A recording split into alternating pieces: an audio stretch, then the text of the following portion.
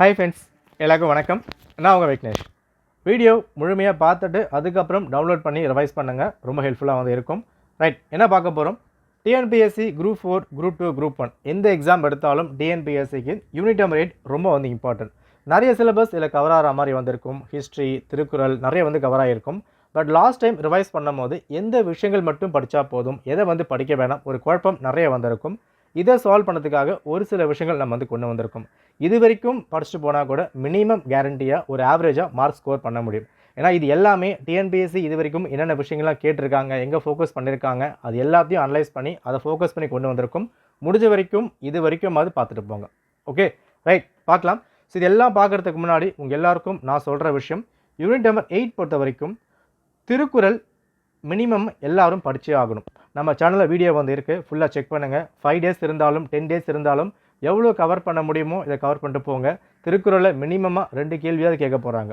So ஒரு கேள்வி ரொம்ப இம்பார்ட்டன்ட். இது குரூப் 1, குரூப் எடுத்திங்கன்னா இன்னும் எக்ஸ்ட்ரா வந்து கேட்கலாம். ஸோ ஒரு மார்க்கும் ரொம்ப இம்பார்ட்டன்ட். யூனிட் நம்பர் 8க்கு நிறைய விஷயம் நீங்கள் படிச்சிருப்பீங்க. அதெல்லாம் தாண்டி திருக்குறள் ரெகுலராக டெய்லி ஒரு 3, 4 அந்த ப்ரிப்பேர் பண்ணால் கூட மினிமம் ஒரு கேள்வி வந்து வரலாம். இல்லை ஃபுல்லாக படிக்க முடியல அப்படின்னாலும் திருக்குறளோட ப்ரீவியஸ் இயர் கொஸ்டின் மட்டும் ஃபுல்லாக பார்த்துட்டு போங்க. ப்ரீவியஸ் இயர் கொஸ்டின் மட்டும் கம்பைல் பண்ணி நம்ம டெலகிராம் சேனலில் பிடிஎஃப் நான் வந்து கொடுத்துருக்கேன், செக் பண்ணி பாருங்கள். வின்னன் ஷையர்ஸில் அது வரைக்கும் அது பார்த்துட்டு போங்க. ஏன்னா ஒரு கேள்வியும் ரொம்ப வந்து இம்பார்ட்டன்ட். ஓகே, ரைட், சரி பார்த்துடலாம். ஸோ இந்த லிங்க் டிஸ்கிரிப்ஷனில் வந்து கொடுத்துருக்கேன், செக் பண்ணி பாருங்கள். இதில் 3 விஷயம் இருக்கும். English medium, Tamil medium and materials PDF அந்த மாதிரி வந்து கொடுத்துருப்பேன். ஃபஸ்ட்டு இங்கே என்ன இருக்குது இதை நம்ம வந்து பார்த்துலாம். அதுக்கப்புறம் மெட்டீரியல்ஸ் இதை வந்து பார்ப்போம். இது எல்லாமே சமச்சீர் புக்கை பேஸ் பண்ணது தான், நம்மளாக உருவாக்குன அந்த மாதிரி வந்து கிடையாது. நீங்கள் நம்பி தாராளமாக படிக்கலாம். சில பேர் யோசிக்கிறது நம்மளாக கிரியேட் பண்ணியிருப்பாங்க, அந்த மாதிரி இல்லை. இது எல்லாமே 100% சமச்சீர் புக்கில் என்ன கொடுத்துருக்காங்களோ அங்கேருந்து கொடுக்கப்பட்டிருக்க விஷயந்தான். ஓகே, ரைட், சரி, என்ன வந்திருக்கு இந்த 2 பிடிஎஃப்லையும், இது ஃபார் இங்கிலீஷ் மீடியம், இது தமிழ் மீடியம்காக. இதில் ஒரு 240 கேள்வி கிட்ட வந்திருக்க போகுது. ஓகேவா? பட் இந்த கேள்வி எல்லாம் நல்லா வந்து பாருங்கள். ஸோ ஒன்லைனர்ஸ் ஃபார்மேட் இங்கே வந்து கொடுத்துருப்பேன். என்னென்ன பாடங்கள் கவர் பண்ணுறோம் அதுக்கான பாடம் இங்கே வந்து இருக்கும்.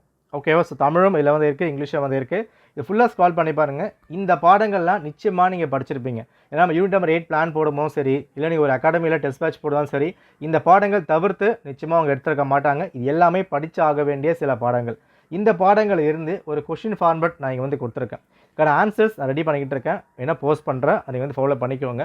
பட் என்ன பண்ணுங்கள், நீங்கள் படித்த நோட்ஸை இருந்து இந்த கொஷின்ஸ் வரைக்கும் நீங்கள் டெஸ்ட் பேட்ச் வந்து போட்டிருக்கலாம், படிச்சிருக்கலாம். அதெல்லாம் தாண்டி இந்த கொஷின்ஸ்க்கு என்ன ஆன்சர் வந்து வரலாம் அதை மட்டும் நீங்கள் மார்க் பண்ணால் நிச்சயமாக நல்லா ஸ்கோர் பண்ண முடியும். ஏன்னா இது எல்லாமே முக்கியமான பாடங்கள். டிஎன்பிசி இது வரைக்கும் எங்கெல்லாம் கேட்டிருக்காங்களோ, எங்கேருந்து கேட்கப்பட்டிருக்கோ அங்கேருந்து எடுக்கப்பட்டிருக்கு. யூனிட் நம்பர் 8ல் சமச்சீர் புக் இல்லாமல் வெளியே சில பாடங்கள்லாம் வந்து இருக்குது.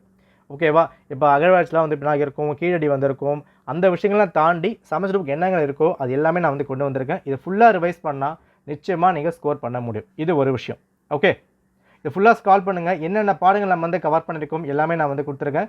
இந்த பாடங்கள் திரும்ப நான் சொல்கிறேன், இது ரிப்பீட்டட் முக்கியமான சில பாடங்கள். ரைட், இது for English medium, for Tamil medium அவங்களுக்கான பிடிஎஃபும் வந்து பின்னாக இருக்குது. ஓகேவா? ரைட், இது உங்களுக்கு டெஸ்ட்டாக கொடுக்கப்பட்டிருக்கு. இதை ஒன்று முடிச்சாச்சு. அடுத்த விஷயம், இந்த மெட்டீரியல்ஸ் பிடிஎஃப் அப்புறம் மாதிரி வந்து கொடுத்துருக்கேன். தெளிவாக பார்த்துக்கோங்க, ரொம்ப இம்பார்ட்டன்ட். லாஸ்ட் டைம் ரிவைஸ் பண்ணும் போது தான் இந்த விஷயங்கள் நீங்கள் பார்த்தாகணும். ரைட், ஸோ இந்த பிடிஎஃப் என்ன அதெல்லாம் பார்க்குறதுக்கு முன்னாடி நான் சொல்கிற தெளிவாக வந்து பார்த்துக்கோங்க. டிஎன்பிசி படிக்கும் போது எல்லா பாடங்கள் 6th and 12th வரைக்கும் கம்ப்ளீட்டாக நீங்கள் படிச்சிருப்பீங்க, அதில் எந்த ஒரு மாற்று கருத்தும் கிடையாது. பட் ரிவைஸ் பண்ணும் போது லாஸ்ட் 2 வாரம் இருக்குது, 1 வாரம் இருக்குது, ஒரு சில பாடங்கள் மட்டும் படித்தா போதும் அந்த மாதிரி தோணும். ஒரு சில பாடங்களை எதை மட்டும் படித்தா போதும் அந்த மாதிரி விஷயங்கள் இருக்கும். சரி, இப்போ இந்த இடத்துல மொத்தமாக நான் பாடங்கள் வந்து கொடுத்துருக்கேன். ரைட், இப்போ இந்த பிடிஎஃப்பில் இந்த பாடங்கள் கவர் பண்ணுற மாதிரி மட்டும் நான் வந்து கொடுத்துருக்கேன். வெயிட் பண்ணுங்க, நான் சொல்கிறேன். அதுக்கு முன்னாடி நம்ம டெஸ்ட் கொடுத்துட்டோமா, அது ஃபுல்லாக முடிச்சிங்களா? அதை முடிச்சுட்டு இந்த 3 சாப்டர்ஸ் இருக்குல்ல, இந்த 3 பாடங்களும் தயவு செஞ்சு ஃபுல்லாக வந்து படிச்சிருங்க. நீங்கள் ஒரு அகாடமி போனாலும் டெஸ்ட் பேட்ச் போட்டிருந்தாலும் அதை பற்றி கவலை இல்லை. எவ்வளோ டைம் இருக்கோ டைமை வந்து உங்களுக்கு ஏற்ற மாதிரி மாற்றிக்கிட்டு இந்த 3 பாடங்கள் தயவு செஞ்சு ஃபுல்லாக படிச்சிருங்க. ஏன்னா இது வரைக்கும் டிஎன்பிஎஸ்சி ப்ரீவியஸ் இயர் கொஷின்ஸில் இந்த பாடங்களை கேள்விகள் கேட்டிருக்காங்க. இதுக்கப்புறம் கேள்விகள் கேட்கலாம். இந்த 3 பாடங்கள் ஸ்கிப் பண்ணக்கூடாது. எல்லாமே 11th ஹிஸ்ட்ரி வால்யூம் 1 புக்கில் கேட்கப்பட்டிருக்கு, நியூ புக்கில். ரைட், அப்போது எந்த ஒரு ஸ்கிப்பும் இல்லாமல் இந்த 3 பாடங்கள் ஃபுல்லாக நீங்கள் வந்து முடிச்சிடணும்.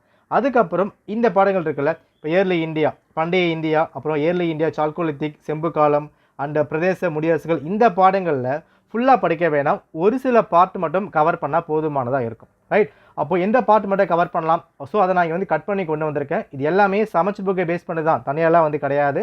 என்ன பேஜ் மட்டும் படிக்கணும் அதை மட்டும் நான் கட் பண்ணி கொண்டு வந்திருக்கேன். இந்த பாக்ஸ் இருக்குல்ல, இப்போ இண்டஸ் வேலி சொல்யூஷன் பொறுத்த வரைக்கும் ஃபுல் புக்கு படிக்கணும். 6th கவர் ஆகுது, 9th கவர் ஆகுது, 11th கவர் ஆகுது, ஃபுல்லாக வந்து படிக்கணும். பட் ஃபுல்லாக படிக்க முடியல அப்படின்னாலும் மினிமம் இந்த மாதிரியான விஷயங்கள் மட்டும் நீங்கள் ஃபுல்லாக கவர் பண்ணால் போதுமானதாக இருக்கும். இதுக்கு இங்கிலீஷும் இருக்குது, தமிழும் இருக்குது. நான் ஒன்றாவே நான் வந்து கொடுத்துட்டேன். ஸ்க்ரால் பண்ணி பாருங்கள். இங்கே நான் ஸ்க்ரால் போட்டிருப்பேன்ல, இதெல்லாம் நீங்கள் வந்து படிக்க வேண்டாம். இந்த புக்கை எடுத்து பாருங்கள். இதெல்லாம் படிக்க வேண்டிய அவசியம் வந்திருக்காது. என்னென்ன விஷயங்கள் இது வரைக்கும் கேட்டிருக்காங்க அதை மட்டும் தனியாக நான் கொண்டு வந்திருக்கேன். ஓகே, ஸோ இது வரைக்கும் மட்டும் ஃபுல்லாக வந்து படிச்சுக்கோங்க. இந்த பிடிஎஃப் டிஸ்கிரிப்ஷன் இருக்குது. எவ்வளோ கவர் பண்ண முடியுமோ, லாஸ்ட் டைம் ரிவைஸ் பண்ணும் போது எக்கச்சக்கமாக படிக்க முடியுமான்னு கேட்டால் நிச்சயமாக வந்து படிக்க முடியாது. பட் மினிமமாக லாஸ்ட் ஒரு வாரம், 10 வாரம், இல்லை ஒரு நாள் இருக்குது, 5 நாள் இருக்குது, அந்த மாதிரி விஷயங்களில் இந்த மாதிரி எமர்ஜென்சியாக போடும்போது அந்த பிடிஎஃப் மட்டும் மாதிரி பார்த்துருப்பாங்க. இன்னொரு விஷயம், எத்திக்ஸில் கவர் ஆக வேண்டியது இருக்குது. எத்திக்ஸ் தனியாக நான் வீடியோவும் டெஸ்ட்டும் வந்து கொடுக்குறேன். அதையும் லாஸ்ட் டைம் பார்த்துருப்பாங்க. அப்கமிங் குரூப் 4 குரூப் 1க்கு ரொம்ப யூஸ்ஃபுல்லாக வந்து இருக்கும். ரைட், இது யூனிட் நம்பர் 8க்கு என்னால் என்ன பண்ண முடியுமோ அதை நான் வந்து கொண்டு வந்திருக்கேன். பட் இது எல்லாம் லேஸாக எடுத்து சேவ் பண்ணி மட்டும் வச்சுக்காதீங்க. அப்புறமா பார்த்துக்கலாம், அந்த கதையே வேண்டாம். எப்போ இந்த வீடியோ பார்க்குறீங்களோ அப்போவே முடிஞ்ச வரைக்கும் ஜஸ்ட் நீங்கள் ஃபுல்லாக கூட படிக்க வேண்டாங்க. இப்போ இந்த பிடிஎஃப் வந்து இருக்கா, இப்போ எபிகிராஃபின்னு இருக்குது, சும்மா ஒரு கதை மாதிரி படித்து பாருங்கள். ஃபார் எக்ஸாம்பிள் இந்த வீடியோ அப்லோட் ஆகிறது மே 24 இல்லையா? இப்போ குரூப் 4 எக்ஸாம் வந்து June 9 எக்ஸாம் வந்திருக்கு. அப்போ ஒரு 2 வாரம் கிட்டே வந்திருக்கு இல்லையா? ஒரு 10 days கிட்டே வந்திருக்கு. ஸோ இந்த டைமில் ஜஸ்ட் நீங்கள் சும்மா படிச்சுட்டு போனால் கூட இது மைண்டில் ஸ்டோர் ஆகிடும். அசோகா, இன்ஸ்கிரிப்ஷன், பிராக்ரைட், ஆந்திரா, கர்நாடகா ஒரு டைம் படிங்க, மைண்டில் ஸ்ட்ராங்காக ஸ்டோர் ஆகிடும். ரிவைஸ் பண்ண கூட தேவையில்லை. எக்ஸாமில் கிளிக் ஆகும், 4 ஆப்ஷன் போட முடியும். ஸோ முடிஞ்ச வரைக்கும் இந்த பிடிஎஃப்ஸ்லாம் வரைக்கும் மட்டுமோ ப்ளஸ் அந்த கொஷின் கொடுத்துருக்கேன் இல்லையா, அது வரைக்கும் மட்டும் சால்வ் பண்ணிட்டு போங்க. ஸோ இந்த டெஸ்ட் சீரிஸ் ப்ளஸ் இந்த மெட்டீரியல் இது வரைக்கும் போதுமானதாக இருக்கும். எத்திக்ஸ் நான் உங்களுக்கு அப்லோட் பண்ணுறேன். ப்ளஸ் மறக்காமல் டெலகிராம், இன்ஸ்டாகிராம் ஃபாலோ பண்ணிக்கோங்க. உங்களுக்கு வீடியோஸாக பார்க்க முடியலனா அங்கே நீங்கள் ஃபாலோ பண்ணிக்க முடியும். ஓகே, லிங்க் டிஸ்கிரிப்ஷனில் கொடுத்துருக்கேன், செக் பண்ணி பாருங்கள். நன்றி, வணக்கம்.